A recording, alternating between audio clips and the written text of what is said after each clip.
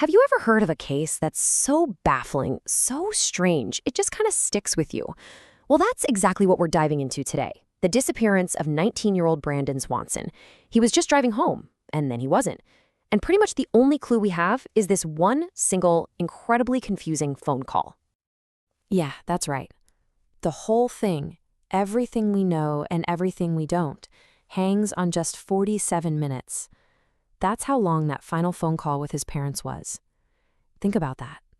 For 47 minutes, he was lost, sure, but he was alive. He was talking. And then, poof, simply gone. And what were the last words anyone ever heard from him? Oh, shit. Just like that. An abrupt curse, a sound of surprise or maybe fear, and then nothing. The line just went dead. And that's where this whole haunting mystery really kicks off. Okay, so how on earth did we get to this point? To even begin to unpack this, we gotta go all the way back to the night of May 14th, 2008. It started out as a totally normal night, you know? The kind of night that gives you no warning it's about to turn into an absolute nightmare. So let's talk about Brandon himself. He was just 19 years old, a student at Minnesota West Community and Technical College, studying something pretty cool actually, wind energy. He was just a typical college kid, you know? Out celebrating the end of the school year with his buddies. His whole life was right there in front of him. So the timeline of that night, it starts out so simple. Around midnight, he says goodbye to his friends at a party and starts the short 30-minute drive home. But somewhere along the way, his car veers off the road and gets stuck in a ditch. I mean, it happens, right? It's annoying for sure, but it's not supposed to be life-threatening. So what does he do? Exactly what you or I would do. He picks up the phone and calls his parents for a hand. And this is where everything changes. This is the heart of the mystery. Because that phone call, it wasn't just a quick, hey mom, dad, I'm stuck. It spiraled into this desperate 47-minute-long search in the pitch-black dark, out in the middle of nowhere, with his voice on the other end of the line as the only guide. Now, here's the first huge, critical piece of the puzzle. A piece that was just flat out wrong. Brandon was convinced he was near a little town called Lind. He kept telling his parents, I'm near Lind.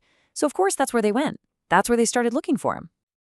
So while he's on the phone, he's describing what he sees. He tells them he's gotten out of the car and he's walking towards some lights that he thinks are the lights of Lind. He can even hear traffic passing nearby. Meanwhile, his parents are driving all over that same area, flashing their headlights, laying on the horn, and nothing. They can't see him, they can't see each other. It's like they're in two different worlds, even though they're on the phone together, supposedly in the exact same place. Can you just imagine the panic and frustration building up on both ends of that call?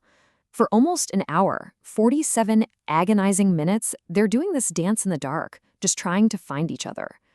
And then it happens.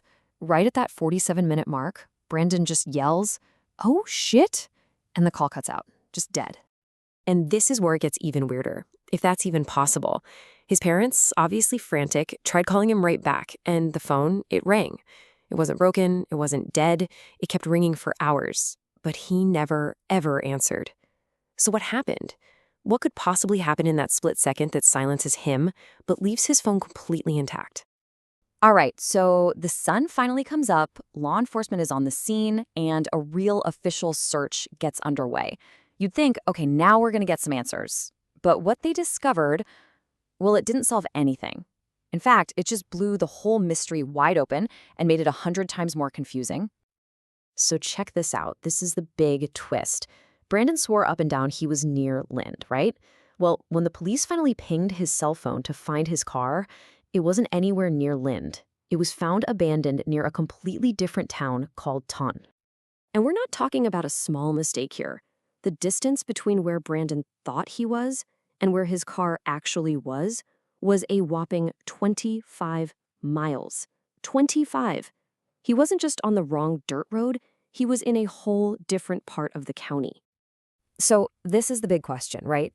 The one that I'm sure has been haunting his family and investigators ever since. How? How could he have been so incredibly disoriented? I mean, yeah, rural backroads can all look the same at night, but to be off by 25 miles on a drive he'd made before, that's something else entirely. So now that they finally knew where to actually start looking, the search effort was just massive. We're talking hundreds of volunteers on the ground, police with search dogs, even helicopters up in the air with thermal imaging. They scoured miles and miles of this tough, desolate terrain.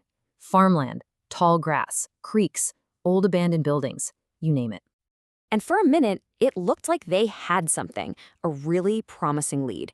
The scent-tracking dogs picked up Brandon's trail from his car and followed it for several miles. And where did it lead? Right to the banks of the Yellow Medicine River. But that's where it just stopped. The trail went completely cold. They searched that river, they searched the banks, up and down, over and over again. And they found absolutely nothing. No jacket, no wallet, not even his phone. Just gone.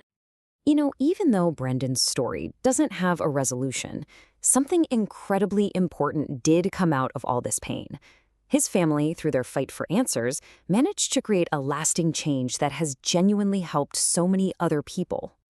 What they did was incredible. In 2009, they got Brandon's Law passed in Minnesota. See, back then, there was this crazy rule where police often had to wait a full 24 or even 48 hours before they could officially start looking for a missing adult. This law completely changed that. Now, if an adult is missing and could be in danger, law enforcement has to start searching immediately. No waiting. And the impact of that is huge. It's a formal recognition that, hey, adults can be vulnerable too when they go missing in dangerous situations. It gets rid of that old, outdated waiting period and makes sure those first few hours, which are absolutely critical in any search, are never, ever wasted. But here's the heartbreaking reality. Even with this amazing law named after him, even after all these years of searching and investigating, Brandon is still missing. He got out of his car, walked into the dark Minnesota night, and just vanished. It's like he disappeared off the face of the planet.